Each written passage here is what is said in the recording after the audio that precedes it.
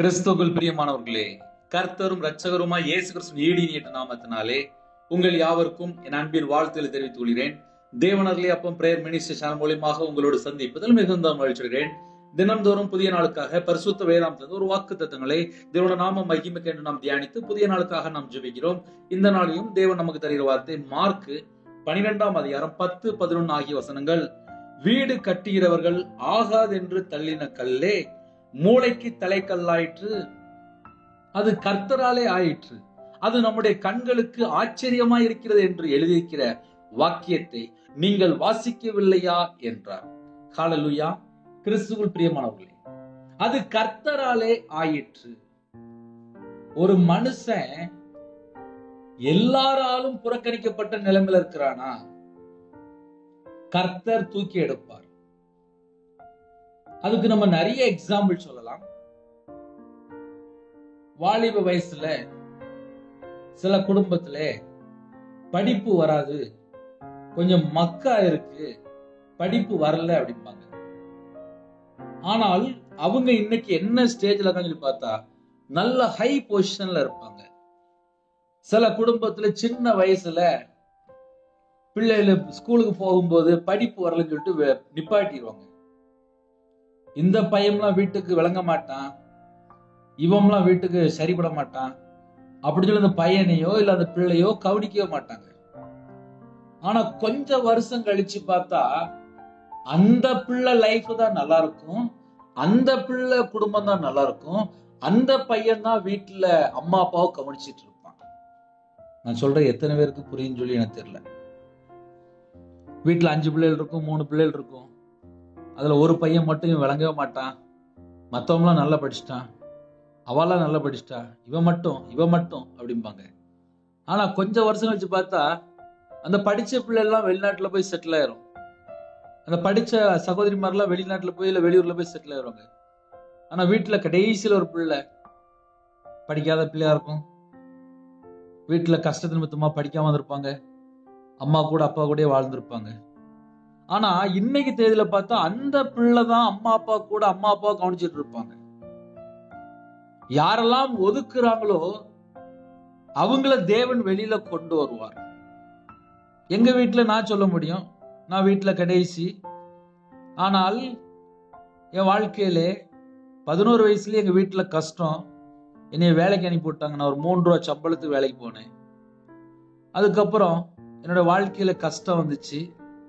நான் வியாபாரத்துல இருக்கும்போது நல்லா சம்பாதிச்சேன், லட்சமா சம்பாதிச்சேன், லட்சமா காணாம போயிட்டு நடு ரோட்டுக்கு வந்தேன். அதுக்கப்புறம் நிந்தைகள், அவமானங்கள், கஷ்டங்கள், வேதனைகள், கண்ணீர் வாழ்க்கை, துக்கம், சொந்த ஊரோட்டெல்லாம் கடந்து போயிட்டேன். ஆனால் என்னைக்கு நான் இயேசு கிறிஸ்து ராஜா சொந்த ரட்சரா ஏற்றுக்கொண்டு கையில பைபிள் எடுத்து வாசிக்க ஆரம்பிச்சோனோ மறுபடியும் உயிர் பிச்சை போட்டார். உயிர் பிச்சை அப்படின்னா என்ன அர்த்தம் அப்படின்னா, தேவனோட வார்த்தைக்கு கீழ்ப்படிந்து வாழணும்னு சொல்லி ஆசைப்பட்டேன். நான் கையில பைபிள் எடுத்து வாசிக்காம சராசரி வாழ்ந்த ஒரு மனுஷன். ஆனால் கையில பைபிள் எடுத்து வாசிக்கும் போது வசனம் இப்படி எழுதப்பட்டிருக்கேன், என் வாழ்க்கை இப்படி இல்லையே, அப்ப நான் தப்பாலாம் வாழ்ந்துட்டு இருக்கேன் அப்படின்னு சொல்லிட்டு மனம் திரும்பணும் சொல்லி என் இருதயத்துக்குள்ள எனக்கு எப்படி எப்படி ஆவியானவர் பேசினாரோ அந்த பிரகாரம் மனம் திரும்ப ஆரம்பிச்சேன். ஆனால் கர்த்தருடைய கிருபையினாலே உங்க முன்பாக ஒரு சாட்சியா நிப்பாட்டி இருக்கிறார். எத்தனையோ தேசத்துக்குள்ள வேற வேற சூழ்நிலை கேட்கிறீங்க. வீடு கட்டுகிறவர்கள் ஆகாதென்று தள்ளின கல்லே மூளைக்கு தலைக்கல்லாயிற்று. வீடு கட்டும் போது ஒரு சின்ன டைல்ஸ்ல ஒரு சின்ன ஒரு பீஸ் மட்டும் வேஸ்ட் ஆயிரும். கட் பண்ணும்போது அதெல்லாம் பார்த்தா வெளியில பார்த்தா குப்பை மாதிரி போட்டு வச்சிருப்பாங்க. கல்லை உடைக்கும் போது அதுல சின்ன சின்ன பீஸ்லாம் இருக்கும், அதெல்லாம் வெளியில போட்டு வச்சிருப்பாங்க. செங்கல், முழு செங்கல் வச்சு வீடு கட்டுவாங்க. ஆனா செங்கலுடைய அந்த கடைசி பீஸ் உடஞ்ச பீஸ் அதெல்லாம் வெளியில போட்டு வச்சிருப்பாங்க. அதுக்கப்புறம் வுட் ஐட்டம் அதே மாதிரி. இப்படி வீட்டுல எதெல்லாம் ஒரு மெட்டீரியல் யூஸ் பண்ணும்போது இதெல்லாம் வேண்டாம் அப்படின்னு சொல்லி எங்கேயாவது ஒரு ஓரமா ஒதுக்கி வைப்பாங்க. ஆனால் வீடு முடிஞ்சு வரும்போது அந்த கொஞ்சோண்டு அந்த மெட்டீரியல் அப்படிம்பாங்க, அதை எடுத்து மறுபடியும் பிக்ஸ் பண்ணிட்டு இருப்பாங்க, மறுபடியும் எடுத்து அதை யூஸ் பண்ணிட்டு இருப்பாங்க. கடைசி ஸ்டேஜ்ல இருக்கும். நான் சொல்ல கடைசி ஸ்டேஜ்ல அதே போல 10 வருஷம் முன்பாக நம்மளை யாராவது கழிச்சிருக்கலாம், 5 வருஷம் முன்பாக கழிச்சிருக்கலாம், ஏன் 20 வருஷம் முன்பாக கூட கழிச்சிருக்கலாம். ஒரு மனுஷனை கர்த்தர் தொட்டால் அந்த மனுஷனுடைய வாழ்க்கை வித்தியாசம். அந்த மனுஷன் ஆசீர்வதிக்கப்படுவான், வியாதி நீங்கிறோம். இயேசு ஒரு மனுஷனை தொட்டால் போதும், அது கர்த்தராலே ஆயிற்று என்று எழுதப்பட்டிருக்கு. அது நம்முடைய கண்களுக்கு ஆச்சரியமா இருக்கிறது. எந்த நாட்டிலே எந்த சூழலும் செய்து கேட்டாலும் சரி, மனுஷனுடைய கண்ணுக்கு அது ஆச்சரியமா தான் இருக்கும். இவனை தானே தள்ளி வச்சோம், இந்த அம்மாவை தானே தள்ளி வச்சோம் அப்படின்னு சொல்லி நினைச்சிட்டு இருப்பாங்க. ஆனா அவங்களதான் தேவன் எடுத்து உபயோகப்படுத்துவார். பழைய ஏற்பாட்டிலே தாவீதுடைய வாழ்க்கையிலே ஒதுக்கி வச்சாங்க. ஆனா தாவீது தான் ராஜாவாக அபிஷேகம் பண்ணினார். இன்று நம்ம வாழ்க்கையிலே நம்ம எந்தெந்த சூழ்நிலையில தள்ளப்பட்டு இருக்கிறோம், யாரால தள்ளப்பட்டு இருக்கிறோம், எதுக்காக தள்ளப்பட்டிருக்கிறோம், ஏன் நம்மளை எல்லாரும் தள்ளுனாங்க. சில குடும்பத்துல தள்ளப்பட்ட நிலைமையில செய்தி கேட்டுட்டு இருப்பீங்க. ஒரு வாக்குத்தத்தம், தேவனுடைய வாக்குத்தத்தம் உங்க வாழ்க்கையில வருது அப்படின்னா, நம்மளை யாரு ஏன் எதுக்கு ஒதுக்குனாங்க. நான் என் வாழ்க்கையில சொன்னேன், கர்த்தருடைய கிருபையினாலே சர்ச்சில் வந்து வேலை பார்த்தேன், அபிஷேகம் பண்ணினார். இன்று எல்லா தேசத்திலும் சுவிசேஷம் அறிவிக்க ஆகாதென்று தள்ளின கல்லை தலைக்கு மூளைக்கல்லாயிற்று என்று வசந்தபடி, அது கர்த்தராலே ஆயிற்று என்று வசந்தபடி, அது நம்முடைய கண்களுக்கு ஆச்சரியமா இருக்கு என்று வசந்தபடி கர்த்தர் தூக்கி நிறுத்தினார். உங்க வாழ்க்கையிலே எந்த இடத்துல தள்ளப்பட்ட நிலைமையில இருக்கிறீங்களோ கர்த்தர் தூக்குவார். மனுஷனால கூடாதுப்பா, அது கர்த்தரால் ஆயிற்று என்று எழுதப்பட்டிருக்கு. அது நம்முடைய கண்களுக்கு ஆச்சரியமா தான் இருக்கும், ஆச்சரியமா தான் இருக்கும். அவர் எல்லாமே ஆச்சரியமா செய்வார். அவர் எதை செஞ்சாலும் அற்புதமா இருக்கும். மனுஷெல்லாம் பக்கத்துல நிக்க முடியாது, சொந்தக்காரம்லாம் நிக்க முடியாது, பக்கத்துல உள்ளவங்களாம் நிக்க முடியாது. தேவன் ஒரு குடும்பத்தை தூக்கி எடுத்தால் அது ஆச்சரியமா இருக்கும். அது நம்முடைய கண்களுக்கு ஆச்சரியமா இருக்கிறது. இன்னைக்கு இந்த வாக்குத்தத்தம் யாருக்கு வருதோ உங்க வாழ்க்கை ஆச்சரியமா இருக்கும். அது கர்த்தராலே ஆயிற்று, ஒரு மனுஷன் கிடையாது.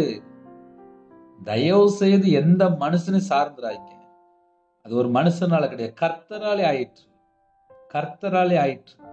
அது நம்முடைய கண்களுக்கு ஆச்சரியமா இருக்கும். எப்படிப்பா இவனோட வளர்ச்சிக்கு யாரு காரணம், இவனுக்கு பின்னாடி யாரு இருக்கா, கர்த்தர் இருக்கிறார். ஒரு மனுஷனுக்கு பின்னாடி கர்த்தர் இருக்கும் போது அது ஆச்சரியமா இருக்கும். ஹல்லேலூயா. எந்த குடும்பத்துக்குள்ளே இன்னைக்கு கண்ணீரோடு இருக்கிறீங்களோ உங்களுக்கு இன்னைக்கு உள்ள வாக்குத்தத்தம், வீடு கட்டுகிறவர்கள் ஆகாதென்று தள்ளின கல்லை மூளைக்கு தலைக்கல் ஆயிற்று. பிரதர், என்னை எல்லாரும் ஒதுக்குறாங்களே பிரதர், நான் ஒண்ணுமே செய்யலையே, என்னை எல்லாரும் புறக்கணிச்சிட்டாங்களே, நான் கண்ணீரோடு வாழ்றேனே, நான் அனாதையா வாழ்றேனே, என் கணவரனே விட்டுட்டு போயிட்டாரு, என் பிள்ளைகள் பேச மாட்டுக்கு, எனக்கு வேலை இல்லை, நான் படுத்த படுக்கையா இருக்கேனே, எனக்கு யாருமே இல்லையே. எந்த குடும்பத்திலே கண்ணீரோடு கேட்டாலும் சரி, இன்னைக்கு செய்தி உங்க வீட்டுக்குள்ள வருது அப்படின்னா கர்த்தர் தூக்குவார். அது மனுஷனுடைய கண்களுக்கு ஆச்சரியமா இருக்கும். இது கர்த்தரால ஆயிற்று, அவ்வளவுதான். அதுக்கு வேற எந்த மாற்று கருத்துமே கிடையாது. மனுஷன் கிடையாது, எந்த ஒரு மனுஷன் கிடையாது, கர்த்தராலே ஆயிற்று. இந்த வாக்கு தத்துவங்களை சொல்லி ஜெபிங்க. இது உங்களுக்குள்ள வாக்கு தத்துவம். கண்களை மூடி புதிய நாள் ஜெபிப்போம். பரம தகப்பனே, உண்மை நன்றியோடு துதிக்கிறோம்ப்பா. உங்களுடைய கரத்துல இந்த நாளை அர்ப்பணிக்கிறோம். உங்க பிள்ளையோட பேசின ஒவ்வொரு வார்த்தைக்கா ஸ்தோத்திரம். இந்த நாளை உங்களுடைய கிருபையால் நிரப்புங்க, அபிஷேகம் நிரப்புங்க, வல்லமையால் நிரப்புங்க, கனிகளிலால் நிரப்புங்க, வரங்களால் நிரப்புங்க. ஜெப அபிஷேகம் தாங்க, தியானிக்கிற அபிஷேகம் தாங்க, துதிக்கிற அபிஷேகம் தாங்க. உங்க நாம மையப்படட்டும். சாட்சியுள்ள வாழ்க்கை கத்த கிருபை செய்யுங்க. நன்மை செய்ய, நற்கிரியை செய்ய, தான தர்மம் செய்ய கத்த கிருபை செய்யுங்க. முன்னும் பின்னுமா தேவதுணி பாட்டுங்க. உங்களுடைய கரத்துல ஒவ்வொரு குடும்பத்தையும் அர்ப்பணிக்கிறோம்.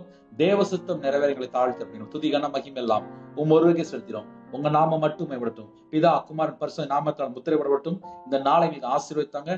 உமக்கு பிரியமானபடி வாழ எங்களுடைய ஆவி, ஆத்துமா, சரீரம், சிந்தனை, நினைவு எல்லாம் உங்களுடைய ஜீவன் துதிகான மகிமெல்லாம் ஒருவருக்கே செலுத்தினோம். இயேசு கிறிஸ்து பிதாவே, ஆமென். God bless you. ஜெபிக்க வேண்டும் என்று விரும்பினால் 9363064181 நம்பர் கொண்டால் நாங்கள் உங்களுக்காக குடும்பத்தை ஜெபிப்போம். நீங்களும் என்னுடைய ஊழியருக்காக தொடர்ந்து ஜெபித்துள்ளுங்கள். கர்த்தர் உங்களையும் உங்களுடைய குடும்பத்தையும் உங்களுடைய வம்சத்தையும் உங்களுடைய தலைமுறையும் சகலவற்றையும் கர்த்தர் கொடுத்து ஆசீர்வதிப்பாராக. ஆமென். God bless you.